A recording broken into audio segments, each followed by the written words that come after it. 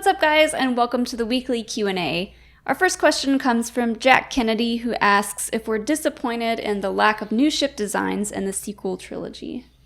I think for the most part I am. You are? Yeah. Well, I mean, you're into ships. Yep. Spaceship. I love spaceships. I could have stood to see a new, like Rogue One introduced the U-Wing. I wouldn't have minded seeing another one, like just a brand new ship for the sequel trilogy era. Mm-hmm. I understand why it's a new model of X-Wing. Sure, like that's what we do in real life. We iterate these things and make new models. But, I wouldn't have minded seeing something brand new. Well, we got a couple of new, like we saw the Dreadnought. Yeah. That was pretty cool. But yeah, I mean, the whole New Republic got wiped out, so we didn't get a chance to see much of that. Yeah, I guess I'm thinking mostly just starfighters, because that's where I really like. There were some new, like the Libertine and the Last Jedi. The bomber is new, but I love starfighters. People had a lot to say about the bombers. Sure, let's not go there. But for the most part, like the starfighters are just like new TIE fighter, new X-wing, new A-wing, and we're gonna get new Y-wings and B-wings, and like it does make sense in a way. But yeah, I wish that we had seen a little more new stuff. I guess. Yeah, like you said, it makes sense, and I don't know, part of me is like, if they want to sell toys, of course, make a new ship, but at the same time, they could just keep using the designs for the same ships that they already have molds for to keep making toys. Yeah, I mean, the Force Awakens was so heavily centered on nostalgia, and I get it. I think that because of that, then the other two movies have to kind of follow suit and use what The Force Awakens introduced. So another reason I'm ready for Star Wars to get away from the Skywalker saga, where like if we jump way back in time, we're going to get a bunch of new stuff. I was going to say, whatever comes next for Star Wars, I'm sure we'll see lots of new stuff. Yeah. Mr. J.D. Rice wants to know why some of Luke's students took Kylo Ren's side. They just want to be cool. Maybe. I mean, he poses the question, in his question, like, did Luke teach them poorly? Did he try to murder them too? Like what happened there? Why did they so readily side with Kylo? I think that it was probably a case of like join me or die. Or maybe it was something that comes to mind is like is it Dante's Inferno? Is that where they talk about the fall of Lucifer and 33% of the angels go with him? Like is that not the Bible? No, I thought it was at one point, and I said that in a video, and someone pointed out that I was wrong. So it doesn't happen. It's more mythology, but in that myth, Lucifer falls. He takes 33% of the angels. So in my mind, it's just mirroring that. Kylo Ren falls. He takes some of the students with him. Whether those are the Knights of Ren or something else, we don't know. But. Yeah, I mean, it's bound to happen like that, and I'm sure some of the students saw what happened and sided with Kylo instead of Luke because maybe they saw Luke as the weaker side, like not a worthy Jedi. Or Kylo told him, hey, he tried to kill me. Yeah. Which Luke didn't, but in Kylo's mind he did, so he's the one that gets to tell that story. Yeah, but like Ben Solo, he's, the son of Leia and Han, and he's got kind of a reputation, so it makes sense that some of the students would choose to follow him. Lorenz Markov asks if there's anything that could happen in Episode 9 that would be a deal breaker for us. If by deal breaker you mean yell and whine about a movie for years and years, no. There are definitely things in it that if it happens, I will be like, I wish they didn't go that direction. But no, there's not going to be anything in there that makes me say Star Wars is dead forever and I'm done with it. Well, Luke dying was, I guess, a deal breaker for a lot of people. So yeah. I could understand some people having those feelings, but no, nothing comes to mind for me that would be a deal breaker. There are things that I feel like would be kind of heartbreaking, like Chewbacca dying, like one of the other like main characters.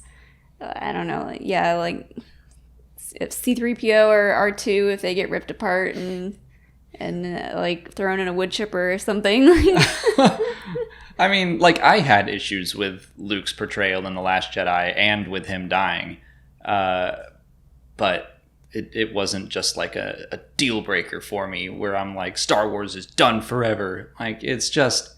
But you don't sit and like try to think of how it could have been better if they had done something different with Luke, because it's not my story. Yeah, it's not your story. Well, that's just not productive thinking. Yeah, like, this is the story we got, and then you just deal with it.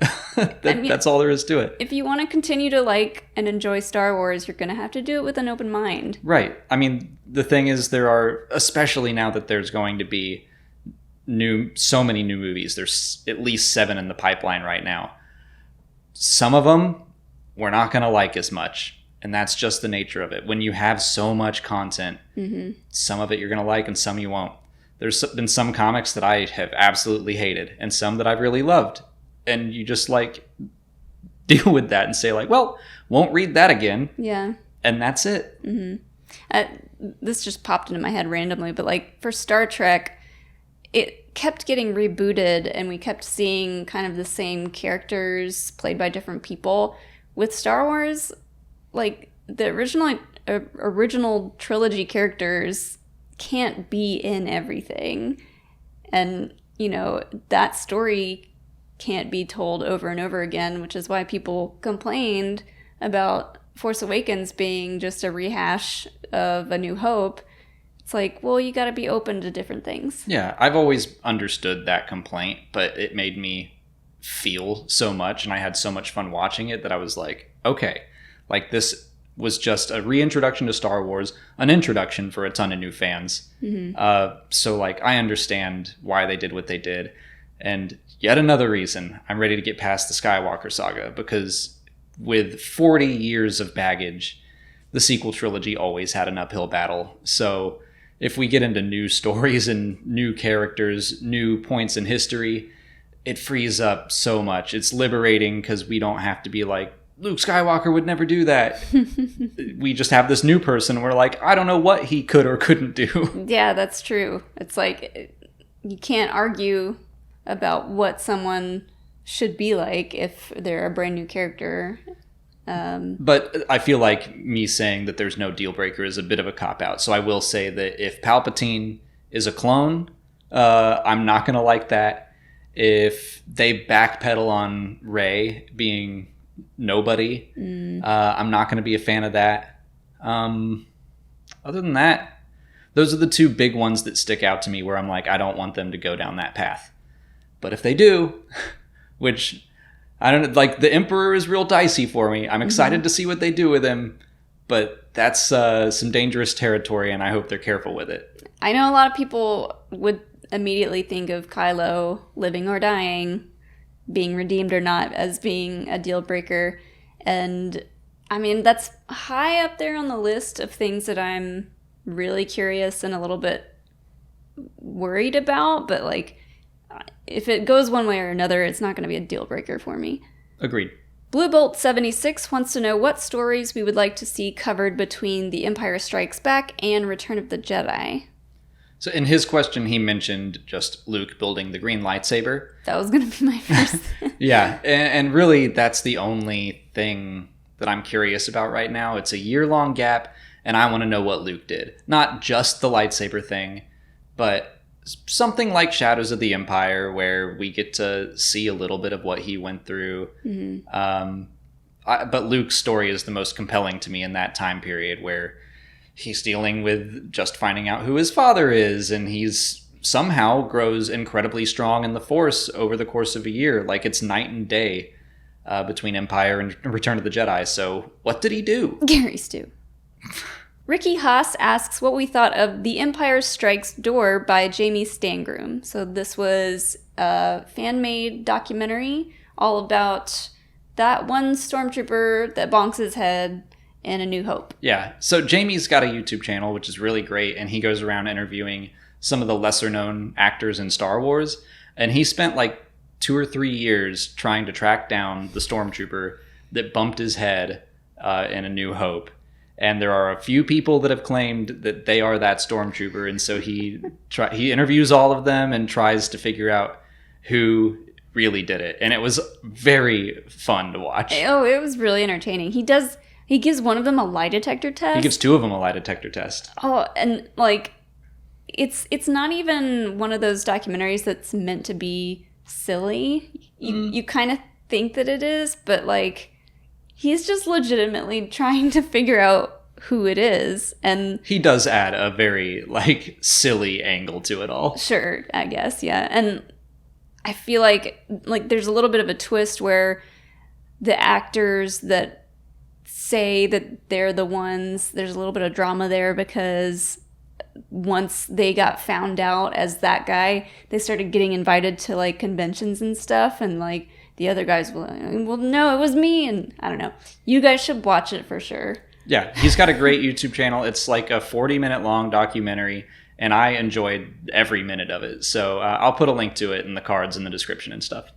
That's it for patron questions. If you're a patron and you didn't see your question answered here, just head over to Patreon where we left you a written response. If you're not a patron, you can learn more by following the link in the description. Just $1 a month will get you access to extra Star Wars Explained content like audio commentaries for the films, and we're doing audio commentaries for the Clone Wars, and this week's episode is ARC Troopers, so that's available right now if you're interested.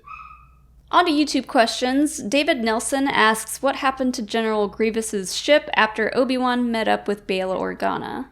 So there is no information about this in canon right now, but in Legends, Obi-Wan took it to Nar Shaddaa. He took baby Luke in that ship to Nar Shaddaa so he could buy passage to Tatooine. I don't know why you would choose Nar Shaddaa to take one of the most important infants in the galaxy. You take him to the smuggler's moon, so then you can dump the ship. I guess it's an easy place to just sell a ship. Isn't that also like a pretty well-known, recognizable ship? Probably. That's probably why he's trying to get rid of it. It may have had trackers on it. But like, that's definitely taking a risk, showing up with baby Luke in that ship. People are probably freaking out like, oh my god, General Grievous is here to like attack us. And it's like, oh no, it's just some old guy and a baby. It's just a Jedi and a baby. And so, yeah, he sold it there, and then it was stuck in a storehouse for a while. No, the Emperor wound up finding it. So, yeah, it did have a tracker. He put it in a storehouse for a while. And then in the game Star Wars Galaxies, there was a mission where you could, like, basically recover it and steal it.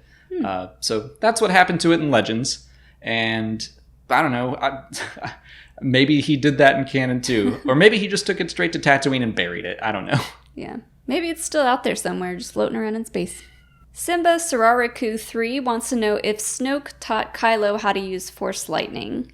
I doubt it, because I feel like we saw a couple of temper tantrums, and we would have seen it by now. See, I just don't think that anyone needs to be taught Force Lightning. At least not anymore. In Legends, there's this whole passage in the first Darth Bane book, Path of Destruction, where he learns how to use Force Lightning. He learns how to channel the Force through him to produce lightning. And there is like a specific process.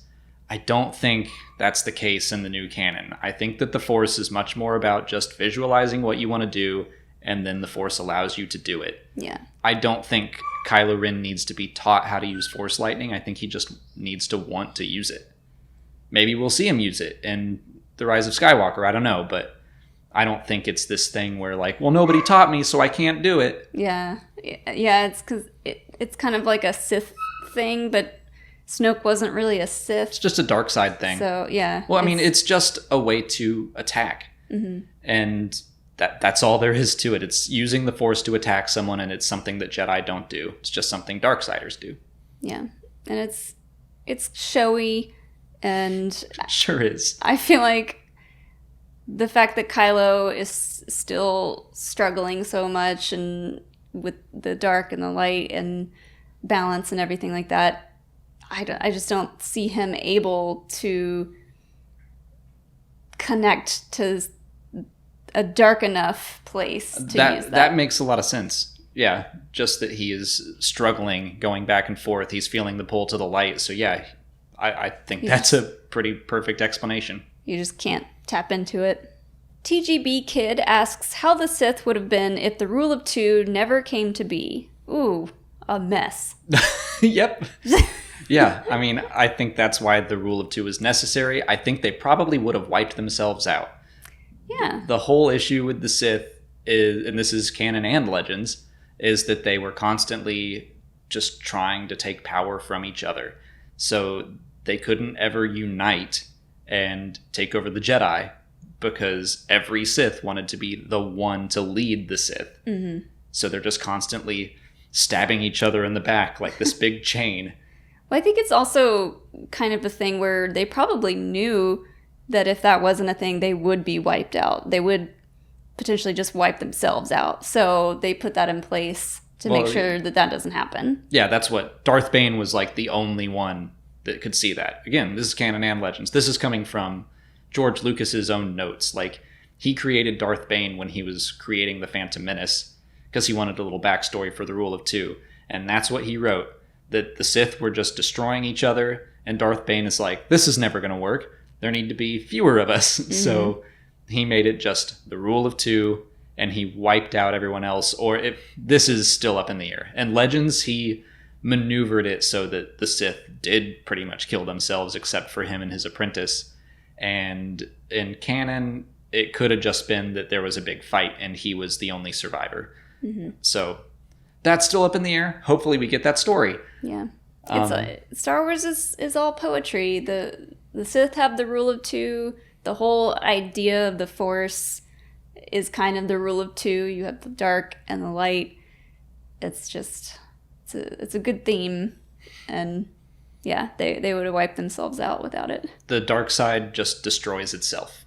Mr. Films and Random wants to know what happened with Project Harvester. So this was Palpatine going around the galaxy stealing Force-sensitive babies. Stealing babies. And children. Like, he was stealing them out of, like, the Imperial Academy, too. Yeah, this is something that we just keep hearing about, and we don't know the current endgame for it, or if it is even still going on. We've seen it in the Darth Vader comic. We see it in Star Wars Rebels. That's pretty much it. It was like the Inquisitor's side project. Mm-hmm. Was there? We kill Jedi, and we also steal babies. So I think this is probably something we're going to hear more about in the future. If I had to guess right now, it's probably Palpatine looking for the next best thing. Like, mm-hmm. He has said, like, he wants an army of Force sensitives to help impose his will.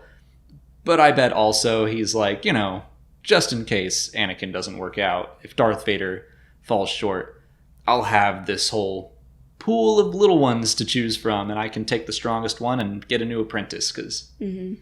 he's always looking for the new one.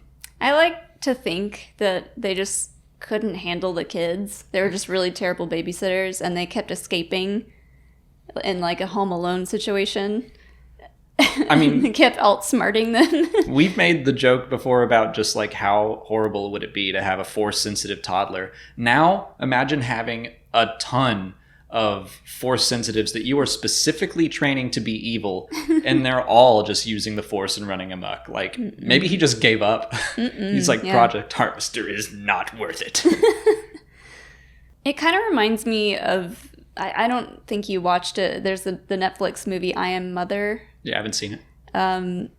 If you've seen that movie, you'll know what I'm talking about. It's really similar. There's like a human child that gets taken and like is raised in captivity with a robot, and it's basically to make a new generation of people that are loyal to the robots or something like that. So I don't know, it just made me think of that film. It's a interesting little sci-fi film. I don't know.